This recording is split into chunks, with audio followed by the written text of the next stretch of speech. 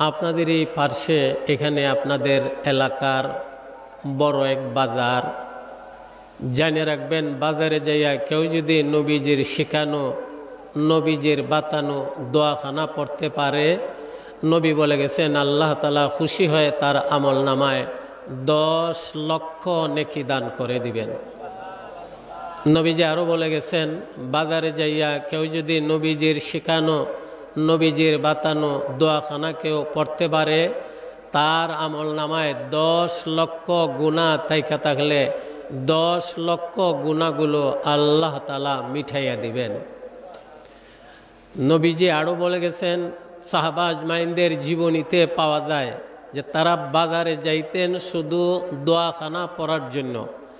আপনি যদি ডেইলি 5 বারও প্রয়োজনে বাজারে যান, যাইয়া 5 বার এই দোয়াখানা পড়তে পারেন, আল্লাহ তাআলা আপনার আমল নামায় 50 লক্ষ নেকি দান করে দিবেন।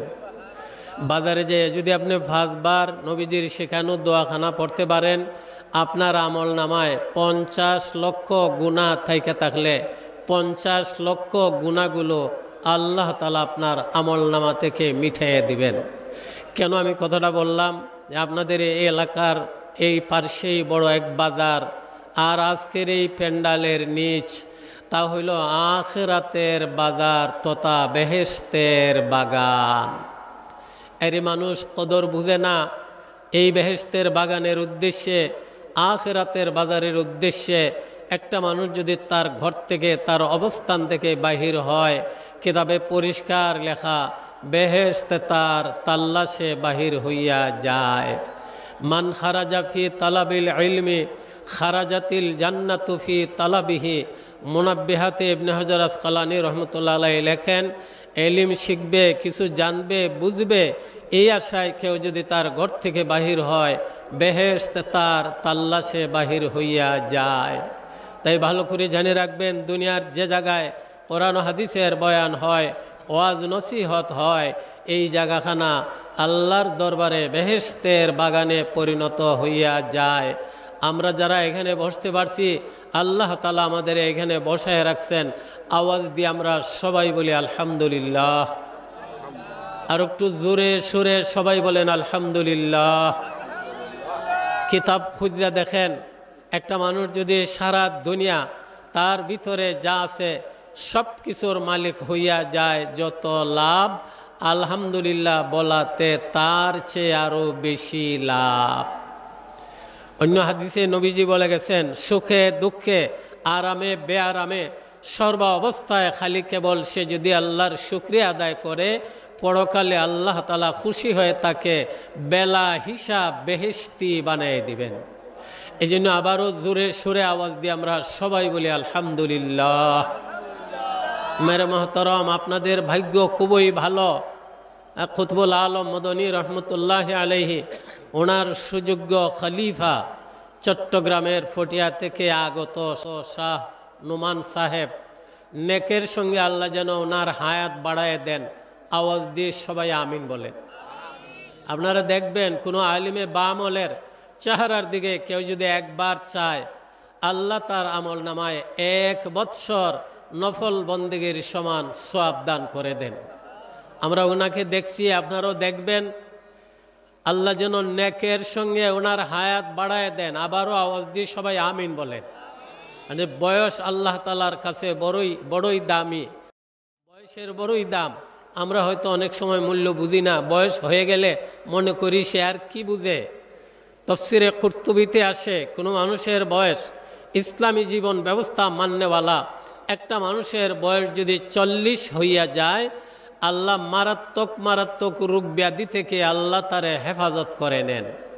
ইসলামী জীবন ব্যবস্থা মান্যওয়ালা, কোরআন হাদিস অনুযায়ী চলনেওয়ালা একটা মানুষের বয়স যদি 50 হইয়া যায়, আল্লাহ তাআলা পরকালে তার এই বয়সের কারণে হিসাবকে হালকা একেবারে সহজ করে দিবেন।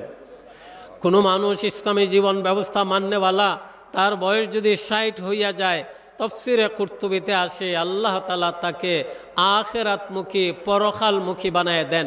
আর একটা মানুষ যদি আখিরাতমুখী হয়ে যায়, হায় রে আমার সামনে মরণ, আমার সামনে কবর, আমার সামনে হাসর, আমার সামনে ফুলসিরাত, ওই চিন্তায় কোনো মানুষ যদি চিন্তিত হয়ে যায়, নবীজি হাদিসে বলে গেছেন এই মানুষটার দুনিয়ার জীবনে যা প্রয়োজন সবগুলো পুরা করার জন্যে আল্লাহ তাআলা নিজে জামিনদার হয়ে যান।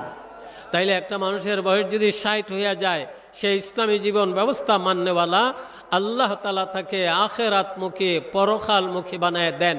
আর আমরা জানি এ জমি মেরে লিয়ে और आसमां मेरे लिए, मैं हो खुदा के लिए और सारे जहां मेरे लिए।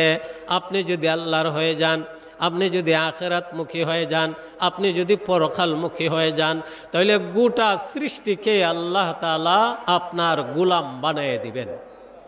ইসলামী জীবন ব্যবস্থা মাননেওয়ালা একটা মানুষ যদি তার বয়স 70 হয়, 70 বছরের বয়স যদি হয়, আসমানের সকল ফিরিস্তারা এই বয়সের কারণে তারে মায়া করে।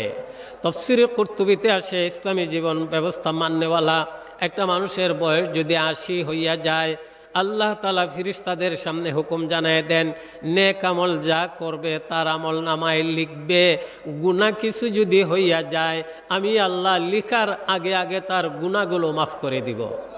ইসলামী জীবন ব্যবস্থা মাননেওয়ালা একটা মানুষের বয়স যদি 90 হইয়া যায়, দেখেন 90 বয়স যখন হয় দুর্বল হয়ে যায়, কমজোর হইয়া যায়, তাকে আসিরুল্লাহ বলা হয়, আল্লাহর কয়েদি বলা হয়।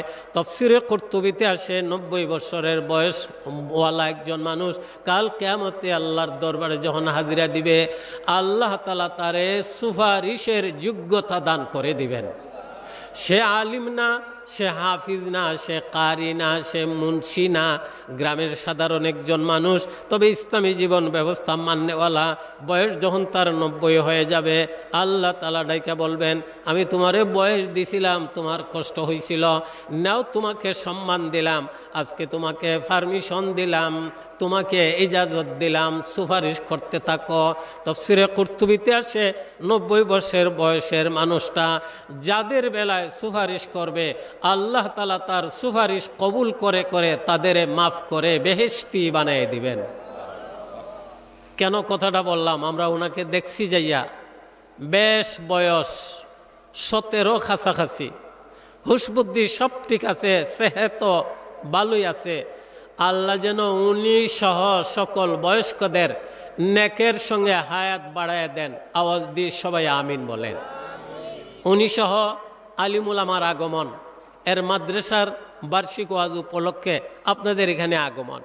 কোনো আলিমে বামল যদি কোনো এলাকা দিয়ে যান, ওই এলাকার মুর্দাদের কবরের আযাব আল্লাহ তাআলা 40 দিনের জন্য মাফ করে দেন। ইমাম জালালউদ্দিন সুয়ুতী রহমতুল্লাহ আলাইহি ওনার কিতাবে লেখেন, এক আলিমে বামল এক এলাকা দিয়ে যাওয়ার বেলা বিরাট গুরুস্থান সামনে পাইয়া গুরুস্থানবাসী মুর্দাদের জন্যে আল্লাহর কোরআন থেকে তেলাওয়াত করে নবীজির উপর দুরূদ শরীফ পড়ে দোয়া করছিলেন, যার দোয়াকে ওসিলা করে গুরুস্থানবাসী মুর্দাদের থেকে 70,000 মুর্দাদের কবরের আযাব আল্লাহ তাআলা মাফ করে দিছিলেন। শাহ আব্দুল কাদির মুহাদ্দিসে দেহলভী রহমতুল্লাহ আলাইহি ওনার ইন্তেকালের পর ওনাকে যখন কবরে রাখা হয়েছিল, কশফের দ্বারা দেখা গেছে ওনার কবর থেকে চতুর্দিকে 14 মাইল পর্যন্ত মুর্দাদের কবরের আযাব আল্লাহ তাআলা ওনার খাতিরে মাফ করে দিছেন। আর কিভাবে আপনাদের বুঝাই, আলিমে বামলগণ কত দামি। এক আল্লাহওয়ালা রাস্তা দ্বারা রওনা দিছেন, হঠাৎ করে বিরাট এক গুরুস্থান পাইয়া গুরুস্থানের সামনে দাঁড়াইয়া দাঁড়াইয়া মুরাকাবা শুরু করে দিলেন। জেনে রাখবেন, ওহির দরজা বন্ধ, এলহাম এবং কশফের দরজা কিয়ামত পর্যন্ত খোলা থাকবে। আল্লাহওয়ালারা অনেক সময় অনেক কিছু দেখতে পান। গাহে বর তারমে আলা নাশিনম, গাহে বর পুষতে পায়ে খুদ নবীনম বগুফত আহওয়া লেমা বরকে জাহা আস দমে পয়দা অদিগর দম নাহা আস। আল্লাহওয়ালারা কশফের দ্বারা এলহামের দ্বারা অনেক সময় অনেক কিছু দেখতে পান। আল্লাহর ওলি গুরুস্থানের সামনে দাঁড়াইয়া মুরাকাবা শুরু করে দিলেন। মুরাকাবায় ধরা পড়ছে গুরুস্থানবাসী সকল মুর্দাদের আযাব হইতেছে। নাউজুবিল্লাহ, সবাই বলেন। সবাই আযাব হইতেছে। আওয়াজ দিয়ে সবাই বলেন তো, আমাদের মুর্দাদের কবরে আযাব হইতো কেউ চাননি আপনারা? আর হুজুর এখন কেউ চান? সবাই আযাব হইতেছে। উনি বড় পেরেশান হয়ে গেলেন, চলে গেছেন। 1 মাস পর আবার এইদিকে ফিরে আসতেছেন, আবার গুরুস্থানের সামনে দাঁড়ায় দাঁড়াইয়া মুরাকাবা শুরু করে দিলেন। ওই দিনের মুরাকাবায় ধরা পড়ছে গুরুস্থানবাসী সকল মুর্দারা বেহেশতের আরামের চেয়ারে বসা আছে। একটু জোরে চিৎকার দি কন্যা সুবহানাল্লাহ। বুজুর্গ পেরেশান হয়ে গেছেন। 1 মাস আগে দেখলাম সবাই আযাব, এখন দেখা যায় সব আরামে আছে। ওনারে দেইখা এলাকার সব লোকজনাইয়া ওনার কাছে বীর শুরু করছে, বুজুর্গ এখানে কেনে দাঁড়াইছেন, কি ব্যাপার সেপার? তো উনি বলেন, তোমরা কত কি আমল করছো? ওরা কয় কি জন্যে? বলে, আমি 1 মাস আগে মুরাকাবায় দেখলাম সবাই আযাব হইতেছে, আর 1 মাস পরে আজকের মুরাকাবায় আমি দেখলাম সকলকে আল্লাহ তাআলা বেহেশতের আরাম দান করে দিছেন। কও তোমরা কি আমল করছো? এরা বলতেছে, আমরা তো কোনো আমল করি নাই, তবে আমাদের এলাকার এক হাফিজ সাহেব, আলিম সাহেব, নেককার আলিম, নেককার হাফিজ সাহেব কয়েকদিন আগে মারা গেছেন, আর ওনারে এই গুরুস্থানে আমরা দাফন করছি, এই আমরা আমল করছি। ওই বুজুর্গ বলেন, এক হাফিজে কোরআন, এক আলিমে বা আমলকে এই গুরুস্থানে দাফন করার কারণে সারা গুরুস্থানবাসী মুর্দাদের কবরের আযাব আল্লাহ তাআলা ওনার খাতিরে মাফ করে দিছেন। আরো জুড়ে বলেন না সুবহানাল্লাহ। তাই আলিম উলামার আগমন। আল্লামা রুমি রহমতুল্লাহ আলাইহি এক জায়গায় বলেন, এক জমানা সহবতে বা আউলিয়া, এক জমানা সহবতে বা আউলিয়া, বেহতর সদ সালাতাত বেরিয়া। আল্লাহওয়ালাদের সহবতে, আল্লাহওয়ালাদের কাছে আইসা কিছু সময়ে কেউ যদি সময় খরচ করতে পারে, আল্লাহ তাআলা খুশি হইয়া তার আমল নামায় 100 বৎসর বেরিয়া বন্দেগীর চেয়ে আরও বেশি সওয়াব দান করে দিবেন। এখানে আলিম উলামার কাছে আসার পর মানুষের পরিবর্তন হয়। আল্লাহর নবী হাদিসে বলে গেছেন, উম্মতেরা যদি জানো কোথাও আলিমে বাম ওল গেছেন, দিনের কথাবার্তা বলেন, ওদের কাছে যাইয়া বসিও। আল্লাহর নবী বলে গেছেন, ফাল্গুন মাসে, চৈত্র মাসে মেঘ বৃষ্টি না হইলে, অনাবৃষ্টির কারণে যেভাবে জমিন মইরা যায়, জমিন থেকে ফসলের ব্যবস্থা হয় না, আসমান থেকে মেঘ আসলে যেভাবে মরা জমিন জিন্দা হয়, ফসল হওয়ার উপযোগী হয়, এভাবে আলিমদের কাছে যদি যাইয়া তুমি বসতে পারো, এদের হিকমতপূর্ণ কথাবার্তাগুলো যদি শুনতে পারো, আল্লাহ তাআলা খুশি হইয়া গুনাহ করতে করতে তোমাদের দিল যদি মইরা যায়, এদের কথাবার্তা শোনার কারণে তোমাদের মরা দিল জিন্দা হয়ে যাবে। গর্তু সঙ্গে খারা ও মরমর সবি, চুব সাহেব দিল রসি গৌহর সবি। আপনাদের আর একটু বলার চাই, মুফতি শফি সাহেব রহমতুল্লাহ আলাইহি, যিনি তফসিরে মারিফুল কোরআন লেখছেন, এই তফসিরে মারিফুল কোরআন যেমন উর্দু এমন বাংলাও করা হয়েছে, অনেকেই বাংলাতে পড়তে পারেন। ওই মুফতি শফি সাহেব রহমতুল্লাহ আলাইহি আল্লামা তানভী রহমতুল্লাহ আলাইহির খেদমতে যাইয়া প্রশ্ন করছিলেন, ও তানভী সাহেব বলেন তো, আল্লামা রুমি দিয়ে লেখা গেছে কিছু সময় আল্লাহওয়ালাদের সহবতে থাকলে 100 বছর বেরিয়া বন্দেগীর চেয়ে আরও বেশি সওয়াব পাওয়া যায়, এটা তো যেন আমার বুঝে আসলো না। আল্লামা তানভী রহমতুল্লাহ আলাইহি বলছিলেন, এই মুফতি শফি, তোমার বুঝে না আসতে পারে, শুনলে শুন, আল্লামা রুমি কম বলছে। আল্লামা তানভী বলেন, কোনো আল্লাহওয়ালার সহবতে কিছু সময়ে কেউ যদি থাকে 100 বৎসর না, 100,000 বৎসর বন্দেগীর চেয়ে আরও বেশি সওয়াব আল্লাহ তার আমল নামায় দান করে দিবেন। আর একটু জোরে আওয়াজ দিয়ে সবাই কন্যা সুবহানাল্লাহ। মেরে মহতরম, মাগরিবের নামাজের পর সময় আমরা বসছি। আমার একটা জরুরি কথা সব জায়গায় আমি বলে থাকি, নামাজের সাথে সাথে আল্লাহর ধ্যানমগ্ন হয়ে কেউ যদি বসে, হয়তো যায় নামাজে বসলো, অথবা যেখানে ওয়াজ তাফসীর হয় এখানে যদি বসা যায়, যত সময় পর্যন্ত বসা থাকবে তত সময় পর্যন্ত আল্লাহ তাআলার রহমতের লক্ষ লক্ষ ফেরেশতারা ওদের জন্য আল্লাহর দরবারে দোয়া করতে থাকে। নামাজের সাথে সাথে আল্লাহ আমাদের যাদের এখানে বসায় রাখছেন আওয়াজ দিয়ে আমরা সবাই বলি আলহামদুলিল্লাহ। মেরে মাহতরম, ফজর এবং মাগরিবের পরে, ফজরের পরে দিনের শুরু, মাগরিবের পরে রাতের শুরু। ফজরের পরে আলাদা কিছু আমল রয়ে গেছে, মাগরিবের পরে আলাদা কিছু আমল রয়ে গেছে। ফজরের পরে ওই আমলগুলো কারোর কাছে যদি পাওয়া যায়, মাগরিবের পরে ওই আমলগুলো যদি কারোর কাছে পাওয়া যায়, আল্লাহ তাআলা রাত দিন 24 ঘন্টা বন্দেগীর সমান নেকি আল্লাহ তার আমল নামায় দান করে দিবেন। এক দুটা আমলের কথা বলছি। আপনাদের এই মাদ্রাসায় মেয়েদের আমল শেখানো হয়, দিন শেখানো হয়, নবীজির বাতানো আমলগুলো শেখানো হয়। জেনে রাখবেন, এক প্রকার দুরূদ শরীফ কিতাবে পাওয়া যায়। ফজরের পরে কেউ যদি 3 বার পড়ে, মাগরিবের পরে যদি কেউ 3 বার পড়ে, রাত দিন 24 ঘন্টা দুরূদ শরীফ পড়ার সমান নেকি আল্লাহ তার আমল নামায় দান করে দিবেন। আপনারা আওয়াজ দিয়ে সবাই বলেন, দুরূদ শরীফ পড়ায় লাভ না খাস্তা। আমার নবী হাদিসে বলে গেছেন, কোনো গরিব যদি নবীর মায়ায় দুরূদ শরীফ পড়ে, আল্লাহ তাআলা খুশি হইয়া দুরূদ শরীফকে ওসিলা বানাইয়া তার অভাব দূর করে আল্লাহ তারে ধনী সুখী বানাই দিবেন। মুসিবতে আছে, সে যদি বেশি বেশি দুরূদ শরীফ পড়ে, আল্লাহ তাআলা দুরূদ শরীফকে ওসিলা বানাইয়া মুসিবত যত কঠিনই হয় না কেন, মুসিবত থেকে আল্লাহ তারে খালাসি দান করে দিবেন।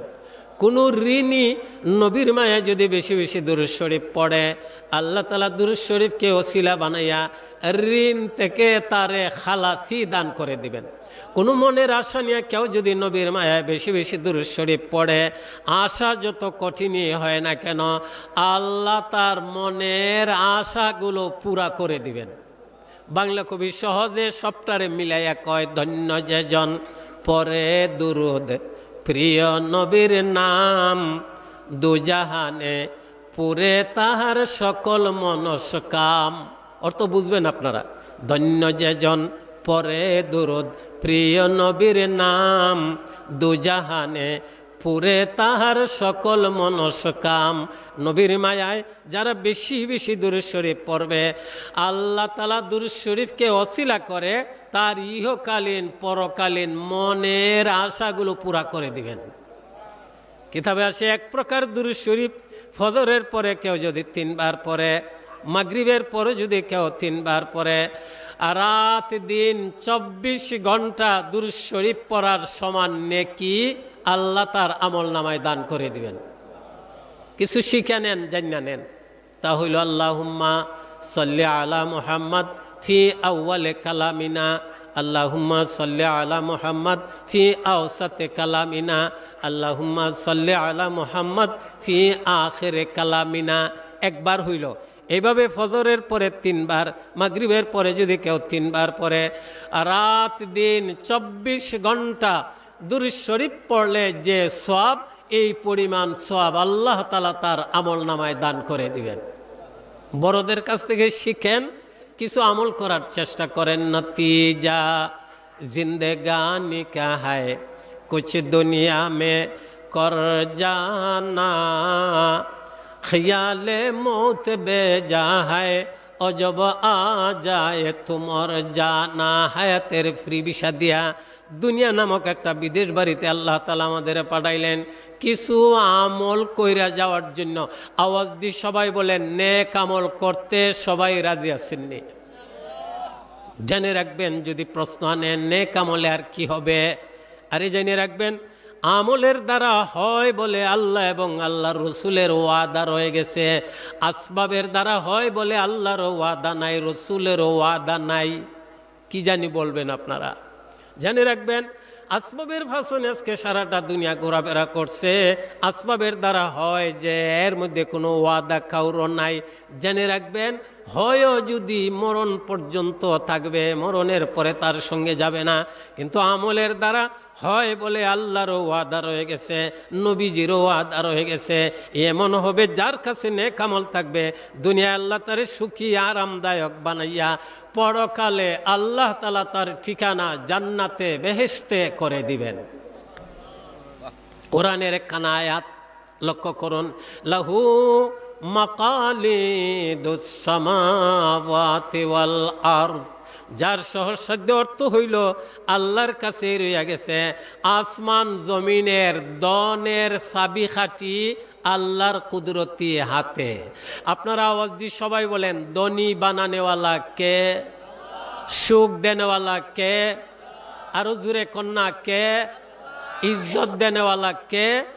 আল্লাহ নিজেই বলেন, লাহু মাকালিদুস সামাওয়াতি ওয়াল আরদ, আল্লাহর কুদরতি হাতে রয়ে গেছে আসমান জমিনের দন সুখ আরামের চাবিকাঠি।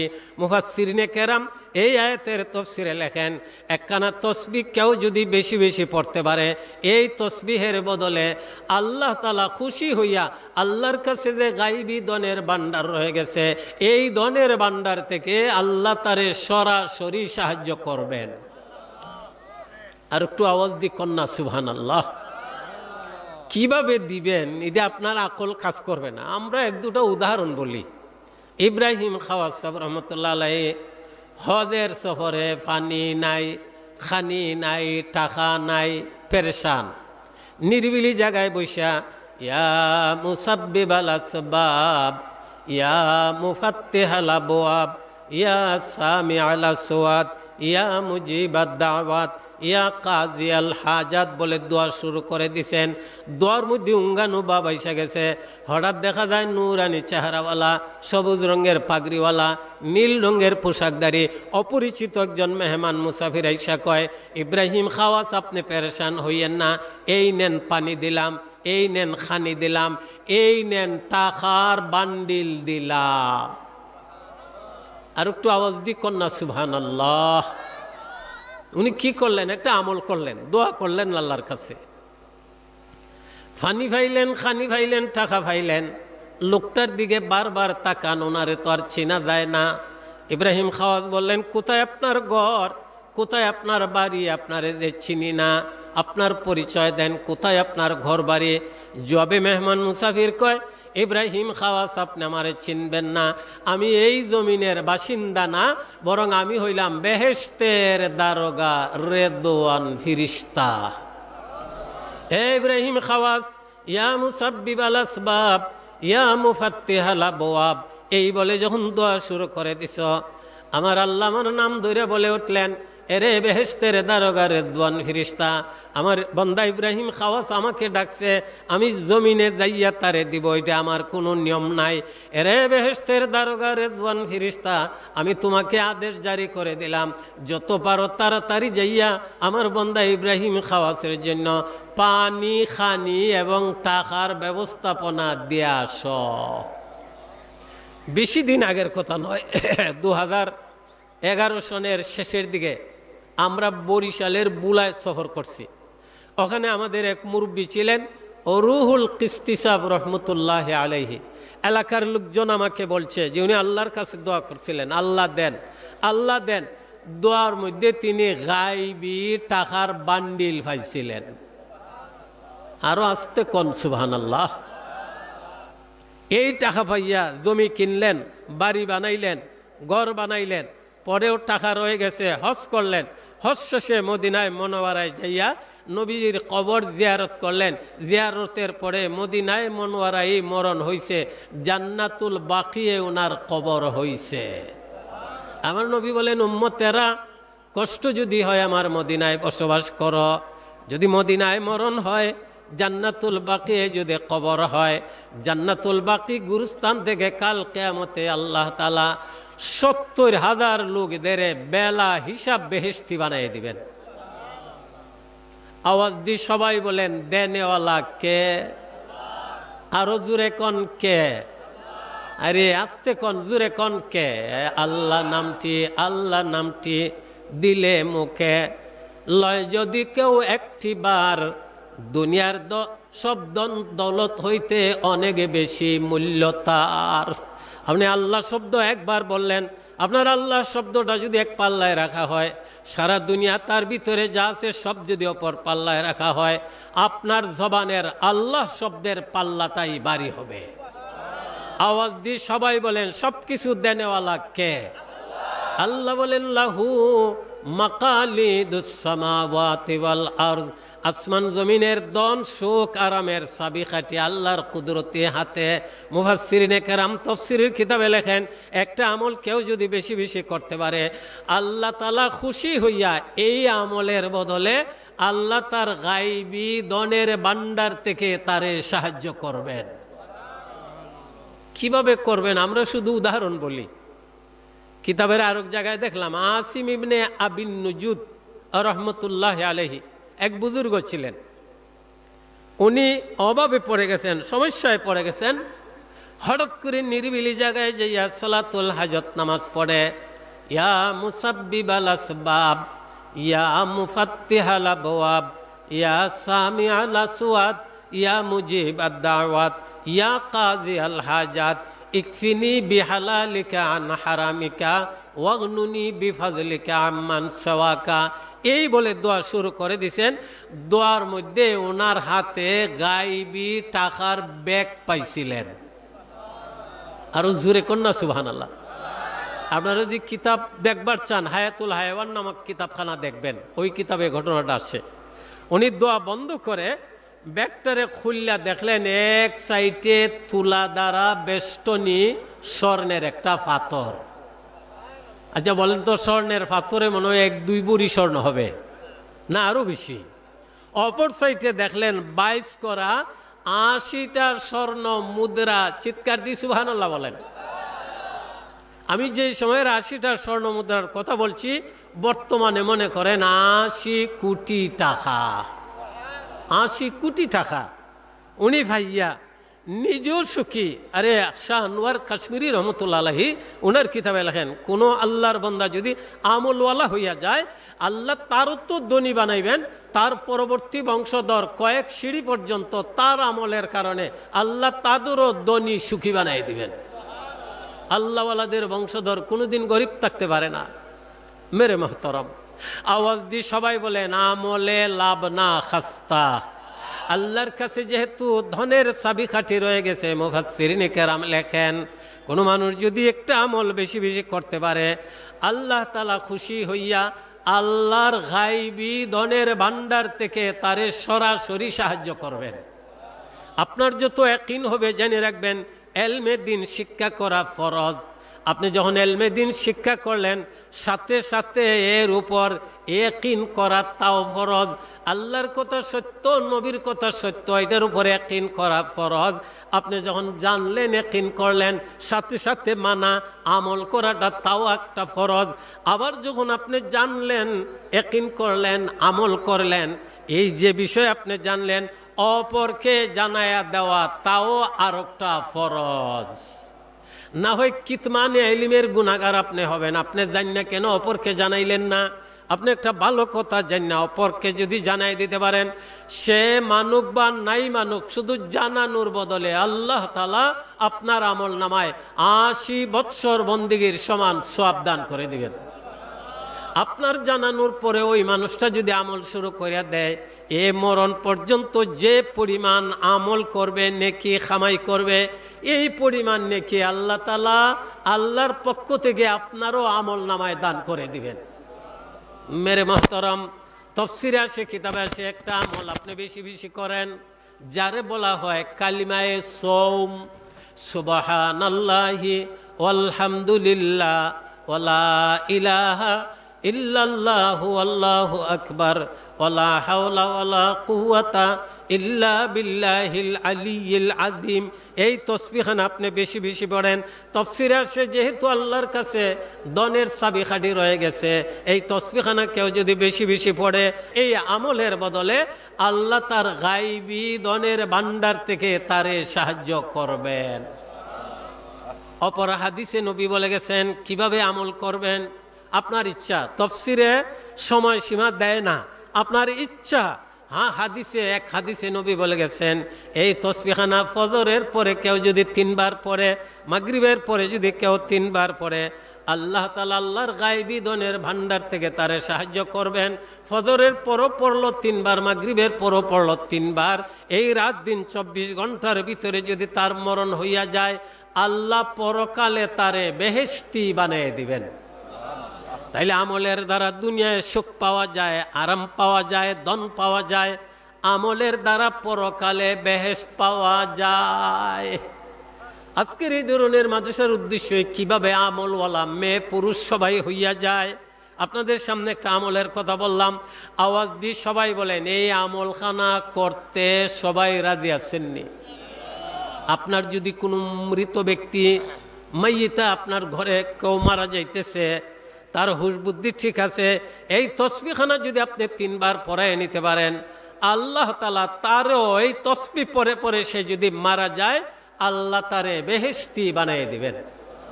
এই জন্য উচিত হইল কেউ যদি মারা যায় এই সময় পার্শ্বে বৈশা এই কালিমায়ে সোম তারে তালকিন দেন, কালিমায়ে শাহাদত তালকিন দেন। আরে কালিমায়ে শাহাদত গুরুত্ব নাই আমাদের। দাওয়াতে তাবলিগের মেহনত যারা করে, যারা রাহবরি করে, আমি আপনাদের লাভের জন্য বলছি, যিনি রাহবর হবে উনি বলবে আল্লাহর ঘর থেকে আল্লাহর মেহমানেরা আসছে আল্লাহ রসুলের কথা শোনার জন্য, এর ভাই একটু আসো কিছু কথাবার্তা শোনো। এইবারে রাহবরে কথা বলবে আল্লাহর ঘর থেকে আল্লাহর মেহমানেরা আসছে আল্লাহর কিছু কথাবার্তা বলার জন্য। ওই সামনে দাঁড়াইয়া যিনি বলবে, যারা শুনবে, প্রত্যেককে আল্লাহ তাআলা এক একটা কথার বদলে 1 বৎসর নফল বন্দেগীর সমান সওয়াব দান করে দিবেন। যিনি কথা বলবেন উনি বলবেন ভাই আপনি দোকানদার ভাই, আপনি চাকরিজীবী ভাই, আপনি কৃষি ভাই, আসেন আমরা সবাই মিলে দিনের মুযাকারা করি। দিনের মধ্যে রয়ে গেছে শান্তি এবং কামিয়াবি। দিন ইসলাম হইল আমাদের দিন এবং ইসলামের কালিমা হইল লা ইলাহা ইল্লাল্লাহু মুহাম্মাদুর রাসূলুল্লাহ। আপনি যখন তার সঙ্গে কথা বলবেন আপনি নিজে কলমা পড়বেন, তারও কলমাখানা পড়াইয়া দেন। এটা মুরব্বীরা বলেন। অনেক মানুষ এমন পাওয়া যায় দিনকে দিন যায় কালমা পড়ে না, সপ্তাহে সপ্তাহ যায় কালমা পড়ে না, মাসকে মাস যায় কালমা পড়ে না। আপনি অন্তত দাওয়াতের মেহনতের সময়ে তারে যদি কালমাটা পড়াইয়া নিতে পারেন, সহি নিয়তে যদি সে কালমাটা পড়ে নেয়, 1000 বৎসরের পাপী হইল তার 1000 বৎসরের গুনাহ খাতা আল্লাহ মাফ করে দিবেন। এইভাবে কালিমায়ে শাহাদত, এক হাদিসে নবীজি বলে গেছেন ফজরের পরে কালিমায়ে শাহাদত কেউ যদি একবার পড়ে, মাগরিবের পরে কালিমায়ে শাহাদত, ফজরের পরে কালিমায়ে শাহাদত যদি 3 বার পড়ে, মাগরিবের পরে যদি কালিমায়ে শাহাদত 3 বার পড়ে, আল্লাহ তারে দুনিয়ার লাইনে ধনী সুখী বানাইয়া পরকালে আল্লাহ তার ঠিকানা জান্নাতে বেহেশতে করে দিবেন। আওয়াজ দিয়ে সবাই বলেন ফজর মাগরিবের পরে কালিমায়ে শাহাদত 3 বার পড়তে রাজি আছেননি? মরণ কার কাছে কখন আসে কেউ জানে না, কেউ বলতে পারে না। ফজরের পরে কালিমায়ে শাহাদত পড়ে আপনি তৈরি থাকেন, দিনের ভিতরে যদি মরণ আইসা যায় আল্লাহ কালিমায়ে শাহাদতের বদলে আপনারে বেহেশতি বানিয়ে দিবেন। মাগরিবের পরে কালিমায়ে শাহাদত 3 বার পড়েন, রাতের ভিতরে যদি আপনার মরণ আইসা যায় কালিমায়ে শাহাদতের বদলে আল্লাহ আপনাকে বেহেশতি বানিয়ে দিবেন। কেমনে বুঝায়? এই হাদিস কানা বোঝানোর জন্য আরেকখানা হাদিস। এক হাদিসে নবী বলে গেছেন কিয়ামতে একটা মানুষ আল্লাহর দরবারে হাজিরা দিবে, তার 99টা গুনাহের দফতর হবে। নাউজুবিল্লাহ বলেন। 99টা গুনাহের দফতর। এক একটা গুনাহের দফতর লম্বা হবে চৌকের পাওয়ার যত দূরে যায় তত লম্বা। হায়রে মাখাল, কি পরিমাণ গুনাহ করছে। আপনি এখান থেকে উত্তর দিকে চান, বোঝা যায় দুনিয়ার উত্তর কিনারা দেখা যায়। দক্ষিণ দিকে চান, বোঝা যায় দুনিয়ার দক্ষিণ কিনারা দেখা যায়। জানি রাখবেন তার এক একটা গুনাহের দফতর হবে চৌকের পাওয়ার যত দূরে যায় তত লম্বা। এইভাবে 99টা গুনাহের দফতর হবে। আল্লাহ ডাইকে বলবেন এদিকে আসো, এদিকে আসো। না যাইয়াও তো উপায় নাই। আল্লাহর সামনে যাওয়ার পর আল্লাহ বলবেন এই দেখো তোমার গুনাহের দফতরগুলো, এগুলো তুমি করছো, অস্বীকার করার উপায় নাই। বলবে আল্লাহ, আল্লাহ মাফ করেন, আমাকে মাফ করেন। আল্লাহ তাআলা তারা ডাইকেই নিছেন মাফ করানোর জন্য। হাদিসে নবী বলে গেছেন আল্লাহ তাআলা বলবেন এখানে দাঁড়াও, তার গুনাহের 99টা দফতর এক পাল্লায় রাখা হবে। সে কালিমায়ে শাহাদত দুনিয়ায় পড়ছিল, কালিমায়ে শাহাদত অপর পাল্লায় রাখা হবে। সাথে সাথে দেখা যাবে কালিমায়ে শাহাদতের পাল্লা ভারী হয়ে গেছে, 99টা গুনাহের দফতরের পাল্লা পাতলা হয়ে গেছে। আরো জোরে আওয়াজ দি কন্যা সুবহানাল্লাহ। আল্লাহ তাআলা ডাইকা বলবেন, আরে বান্দা আমার, এই জন্যই তোমারে ডাকলাম। দেখ, তুমি একদিন কালিমা শাহাদত পড়ছিলে, আমরও পড়িয়া নেই। আশহাদু আল্লাহ ইলাহা ইল্লাল্লাহ ওয়া আশহাদু আন্না মুহাম্মাদার রাসূলুল্লাহ, অথবা আশহাদু আল্লাহ ইলাহা ইল্লাল্লাহু ওয়াহদাহু লা শারীকা লা ওয়া আশহাদু আন্না মুহাম্মাদান আবদুহু ওয়া রাসূলুহু। তাকে বলে কালিমা শাহাদত। একদিন সে কালিমা শাহাদত পড়ছিল, যখন এক পাল্লায় রাখা হয়েছে, কালিমা শাহাদতের পাল্লা ভারী হয়ে গেছে, ৯৯টা গুনাহের দফতরের পাল্লা পাতলা হয়ে গেছে। আল্লাহ ডাইকে বলবেন, নেরে বান্দা, কালিমা শাহাদতের পাল্লা ভারী হয়ে গেছে, তুমি দুনিয়া একদিন কালিমা শাহাদত পড়ছিলে, এই খাতিরে তোরে মাফ করলাম, ৯৯টা গুনাহের দফতর মিঠাইয়া দিলাম। আমি বললাম, যত পারো তাড়াতাড়ি বেহেশতে চলিয়া যাও। আওয়াজ দিয়ে আপনারা সবাই বলেন, ফজর মাগরিবের পরে কালিমা শাহাদত 3 বার করে পড়তে রাজি আছেননি? আরো জোরে কোন রাজি আছেননি? এটা আমার একটা অভ্যাস, এভাবে আমলের কিছু কথা বলা। আপনাদের এখানে মাদ্রাসা, এখানে কোরআন শেখানো হয়, দিন শেখানো হয়, আমল শেখানো হয়। কোরআনওয়ালার ইজ্জত আল্লাহ কত দান করেন। একটা ঘটনা বলছি। আহমদ ইবনে হাম্বল সাহেব রহমতুল্লাহ আলাইহি 100 বার আল্লাহ তাআলাকে স্বপ্নে দেখছিলেন। আপনাদের সুবহানাল্লাহর তালে আমি বুঝি আপনারা আরো বেশি দেখছেন। জুরে জুরে কন্যা সুবহানাল্লাহ। 100 বার স্বপ্নে দেখছেন। 99 বার দেখার পরে ওনার মনে আসলো, যদি আর একবার দেখি আল্লাহকে একটা প্রশ্ন করব। দেখেন ওনার মনে কি আসছে। 99 বার দেখছেন, ওনার মনে আসছে যদি আবার দেখি 100 পুরা হয়, আল্লাহকে একটা প্রশ্ন করব। আরে কি মনে আসছে আল্লাহর ওলির। আবার যখন উনি দেখলেন 100 তো পুরা হয়ে গেছে, তখন আহমদ ইবনে হাম্বল সাহেব বললেন, আল্লাহ, আমি 99 বার দেখার পরে আমার মনে আসছে আপনারে আবার দেখলে একটা প্রশ্ন করব। ও আল্লাহ, যেহেতু দেখলাম, আমার প্রশ্ন হইল, মাবুদ মৌলা, মানুষ দুনিয়ার আপনারই বান্দা বান্দী, এরা আপনার সঙ্গে দুস্তি পয়দা করার, আপনার সঙ্গে সম্পর্ক গড়ার ব্যবস্থাপনা কি, আমি জানবার চাই। প্রশ্নটা বুঝছিনি। ও আল্লাহ, আপনার সঙ্গে আপনার বান্দা বান্দির সম্পর্ক কিভাবে গড়বে, কিভাবে দুস্তি কায়েম করবে, আমি জানার চাই। আল্লাহ তাআলা জানায় দিলেন, এ আহমদ ইবনে হাম্বল, তুমি কি বুঝো না, তুমি কি জানো না, আমার বান্দা বান্দী আমার সঙ্গে সম্পর্ক গড়বে, আমার সঙ্গে দুস্তি কায়েম করবে, এই জন্যই আমি 30 পারা কোরআন তাদের দান করলাম। আল্লাহ কেন কোরআন দিলেন? এই কোরআনের নিয়মিতভাবে কেউ যদি তেলাওয়াত করে, কোরআন অনুযায়ী যদি আমল করে, হ্যাঁ, একদিন যদি কোরআনের আয়াতগুলো, সূরাগুলোর লাভের কথা বলতাম, মানুষের ফায়দা হইতো। সুযোগ তো পাই না আমরা। নিয়মিতভাবে কোরআনে কারিমের কেউ যদি তেলাওয়াত করে, কোরআন অনুযায়ী যদি কেউ আমল করে, আল্লাহ কোরআন দিছে তার দাম বাড়ানোর জন্য। কোরআনওয়ালার দাম আল্লাহ তাআলা ফিরিস্তার চেয়েও আরো বাড়াইয়া দিবেন। আল্লামা রুমি এক জায়গায় বলেন, আকলে গরগা লেবে সদ ফজ সদ ফজু আজমালাইক ই বশর দর আজম। কেউ যদি নিয়মিতভাবে কোরআনে কারিমের তেলাওয়াত করনেওয়ালা হয়, আমলওয়ালা হইয়া যায়, কোরআন অনুযায়ী আমল করনেওয়ালা হইয়া যায়, আল্লামা রুমি বলেন, আল্লাহ তাআলা খুশি হইয়া তার দাম ফেরেশতার চেয়েও আরো বাড়াইয়া দিবেন। শুধু আহমদ ইবনে হাম্বলের অবস্থাটা জানেন। আহমদ ইবনে হাম্বল সাহেব রহমতুল্লাহ আলাইহি একদিন ওই সময়কার বাদশাহ ঘোড়ার পিঠে সোয়ার, উটের পিঠে সোয়ার করাইয়া ওনারে কষ্ট দেয়। 1-2 ভক্তমণ্ডলী যারা ছিলেন এরা দেখতে পাইলেন এইভাবে বাদশাহ কষ্ট দেয়, উনি কিন্তু মুসমুসাইয়া হাসেন। পরে তারা জিজ্ঞেস করলো, হুজুর, আমরা বুঝি আপনার কষ্ট হয়, আমাদের ব্যথা লাগে, আপনি দেখলাম হাসতেছিলেন।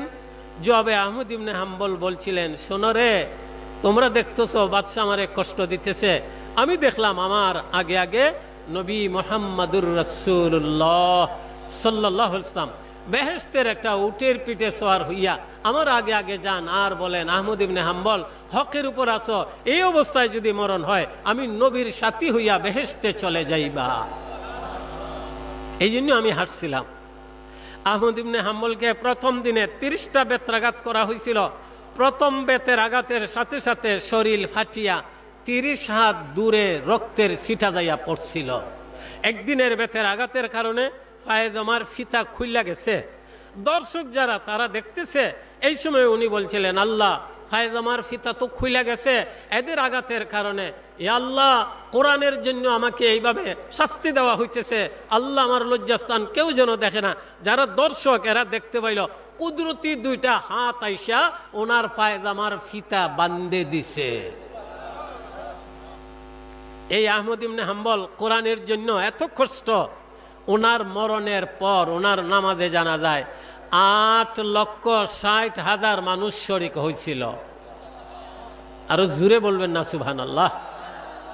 শুধু ওনার নামাজে জানাজার অবস্থাটা দেখে 20,000 ইহুদ নাসারারা তারা কালিমা পড়ে মুসলমান হয়েছিল। 223 বছর পরে প্রয়োজন হয়েছিল কবর খুদার। 223 বছর পরে কবর খুদে ওনার লাশের গায়ের কাফনকে নতুন একবারে জগজগ পাওয়া গেছিল। কোরআনওয়ালাকে আল্লাহ তাআলা এইভাবে তার দাম বাড়ায় দেন। আওয়াজ দিয়ে সবাই বলেন, নিজে কোরআন পড়তে, ছেলে মেয়েদের কোরআন পড়াইতে সবাই রাজি আছেননি?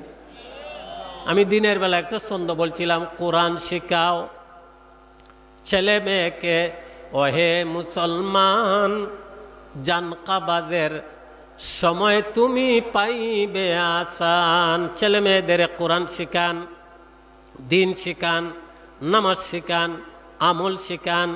যদি আপনার ছেলে মেয়ে দিনদার পরেজগার নেককার হইয়া যায়, আপনার মরণের সময় এদের তেলাওয়াতের কারণে, কান্দার কারণে, চোখের পানির কারণে আল্লাহ তাআলা আসানের সঙ্গে, ঈমানের সঙ্গে আপনার মরণ দান করে দিবেন।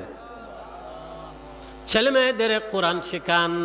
এখানের এই মহিলা মাদ্রাসারিটা চায় মেয়েরা যেন নেককার হইয়া যায়। সময় অল্প, সব কথা বলা যাবে না।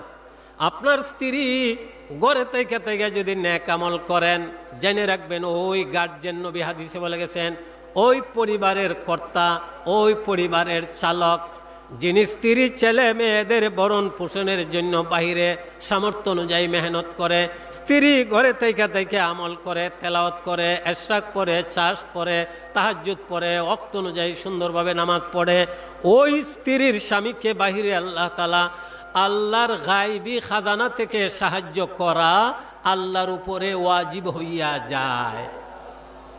এই জন্য আমাদের আকাবিরিন, আমাদের মুরব্বীরা এই ধরনের মাদ্রাসা দিয়া চাইতেছেন আমাদের মেয়েরা কিভাবে নেককার হয়। এক বুজুর্গ, ওনারে আল্লাহ তাআলা এমন বুজুর্গি দান করছিলেন, পানিতে দাঁড়াইয়া দাঁড়াইয়া তিনি নামাজ পড়তেন। সুবহানাল্লাহ। তো সবাই হইছেন না, যারা হইছেন আসতে বোঝা যায় আপনাদের এই তো বাটি এলাকা, নিচু এলাকা, মনে হয় বর্ষাকালে আপনারও পানিতে দাঁড়াইয়া নামাজ পড়েন। জুরে কন্যা সুবহানাল্লাহ। তো ফির সাহেব বলতেছেন, দেখো স্ত্রীকে আমি পানিতে দাঁড়ায় দাঁড়ায় নামাজ পড়ি। স্ত্রী বলতেছে, স্বামী এটা শুধু আপনার আমল না, আমার আমলও সঙ্গে আছে। আমি ঘরে থেকে আমল করি, আর বাহিরে আল্লাহ আপনারে এত বুজুর্গি দিছেন, পানিতে দাঁড়ায় দাঁড়ায় নামাজ পড়েন। স্বামী স্ত্রীর অনেক সময় ঝগড়া হয়। স্বামী বলেন, না না, এটা তো আমার আমলের কারণে, তোমার আবার আমল কি? স্ত্রী বলতেছেন, কালকে একটা পরীক্ষা হইয়া যাক, কালকে আপনি পানিতে দাঁড়ায় নামাজ পড়বেন, ঠিক আছে? পরের দিন উনি যায় নামাজ বিছাইয়া অন্য দিনের ন্যায় আল্লাহু আকবার বলে পানির উপরে দাঁড়াইছেন, দাঁড়ানোর সাথে সাথে পানির নিচে চলে গেছেন। ফিরাম কি শেষ এখানে? কাপড় চোপড় ভিজা অবস্থায় ঘরে আসছেন। বউ বেটি বলতেছেন, স্বামী কি হইল? কাপড় চোপড় যে ভিজা লাগে, এটার কয় খাটা গায়ে নুন শেখ, খাটা গায়ে নুন শেখ। ফির সাহেব কি হইল? ফিরাম কি কাপড় চোপড় ভিজা লাগে? স্বামী বলতেছে, ফির সাহেব বলতেছেন, আরে এমন কথা কইও না, আগে শুকনা কাপড় দাও, বদলাই পরে কই মনে। তো কাপড় চোপড় দেওয়া হয়েছে, বদলাইছেন, বদলাই বলতেছেন, অন্যদিন আমি পানিতে দাঁড়ায় নামাজ পড়ি, স্ত্রী আজকে কেন পারলাম না? তখন স্ত্রী বলতেছে, আমি বলছি আপনার বাহিরের এই বুজুর্গি আমার আমলের সঙ্গে আছে, ঘরে থেকে আমি আমল করি বলে আল্লাহ আপনাকে বাহিরে এই বুজুর্গি দান করছেন। আপনি যখন বললেন আপনার আমলে এগুলা হয়, এই জন্য আজকে নবীর একটা সুন্নত পায়খানার পরে ডেলা ব্যবহার করা। আজকে পায়খানার পরে ডেলা ব্যবহার করে না মানুষ, পেশাবের পরে ডেলা ব্যবহার করে না, কেউ টিস্যু ব্যবহার করে। আমি বলি টিস্যুর দ্বারা পাকি হাসিল হয়, কিন্তু মাটির ডেলার দ্বারা যে লাভ হয় এই লাভ আপনি পাইবেন না। পেশাবের পরে যদি মাটি দ্বারা আপনি ডেলা ব্যবহার করেন, দাতুস্থ সহ সকল রোগ থেকে আল্লাহ আপনারে শেফা দান করে দিবেন। পায়খানার পরে যদি মাটির ডেলা আপনি ব্যবহার করেন, আল্লাহ তাআলা পেটের যাবতীয় কীড়া এগুলো থেকে আল্লাহ তাআলা মরণ পর্যন্ত আপনারে সুস্থতা দান করে দিবেন। আমার মাদ্রাসার অফিসে ওখানে বাথরুমে ডেলার ব্যবস্থা। ওই দিন এক বুজুর্গ আসলেন আর বললেন, বড় খুশি হইলাম আপনি যে মাটির ডেলার ব্যবস্থা রাখছেন, খালি টিস্যু। আরে মাটির ডেলার ব্যবহারে যে লাভ, টিস্যুর দ্বারা সেই লাভ হয় না, হ্যাঁ পাকি হাসিল হয়, অসুবিধা নাই।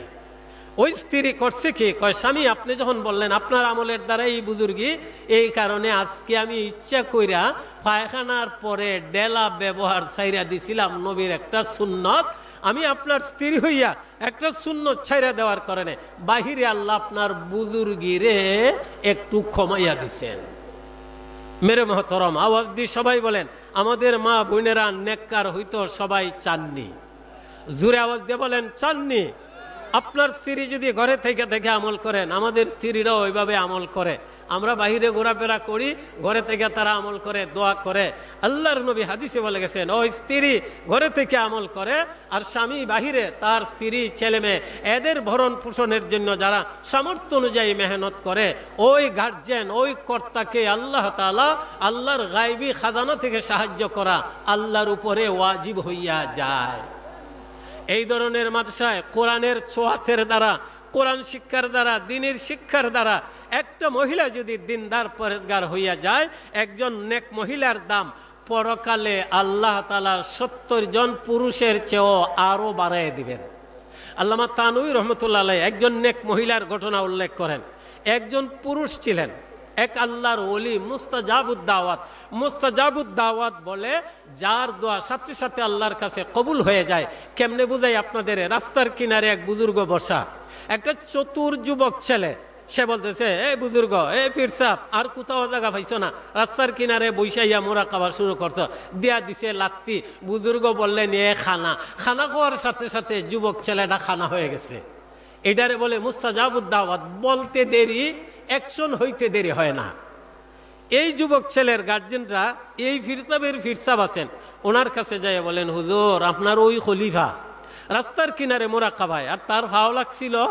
উনি বলছেন খানা হয়ে গেছে, এখন এ খানা থাকতো নি, তাই আবার যাইয়া ভাও লাগাও বেয়াদবির নিয়ত ছাড়া।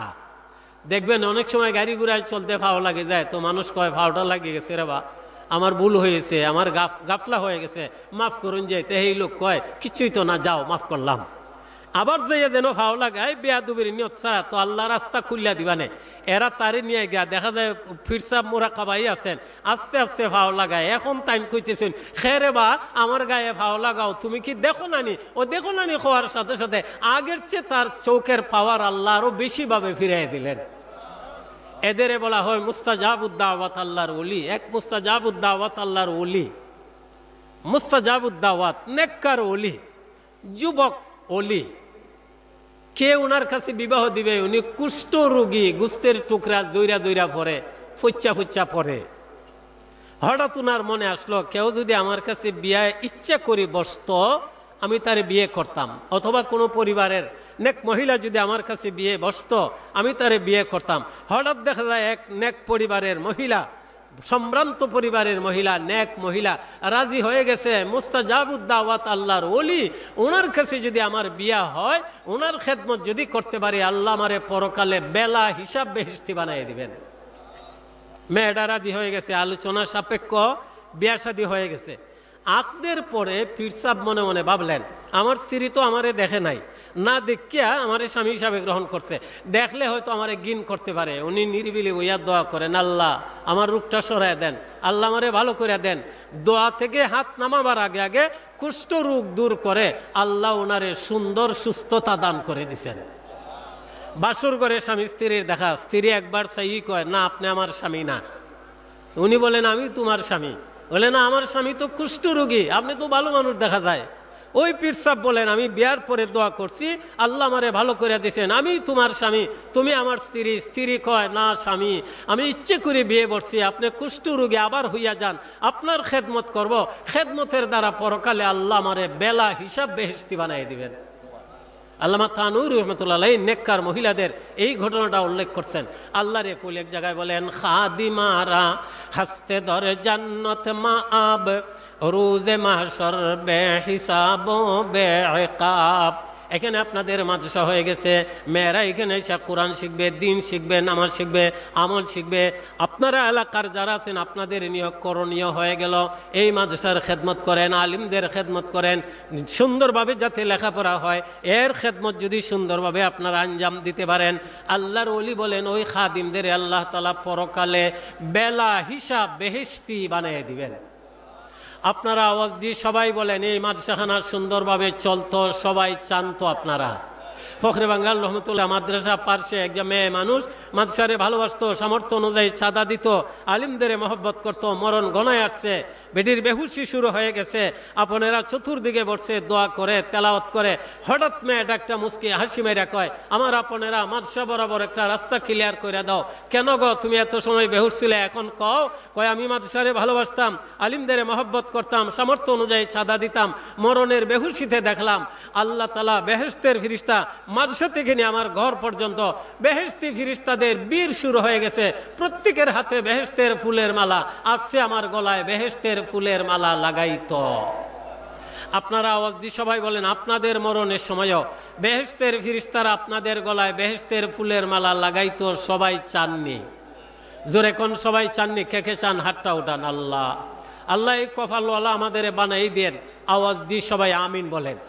চন্দ্র সূর্য সপ্ত আকাশে পাহাড় সাগর নদী যদি করদিন থমকে দাঁড়ায় কিংবা ভেঙে যায় যদি, আবার ইমান তিল পরিমাণ বলেন হবে না তবু, আমার জবান গেয়ে যাবে গান আল্লাহ আমার প্রভু।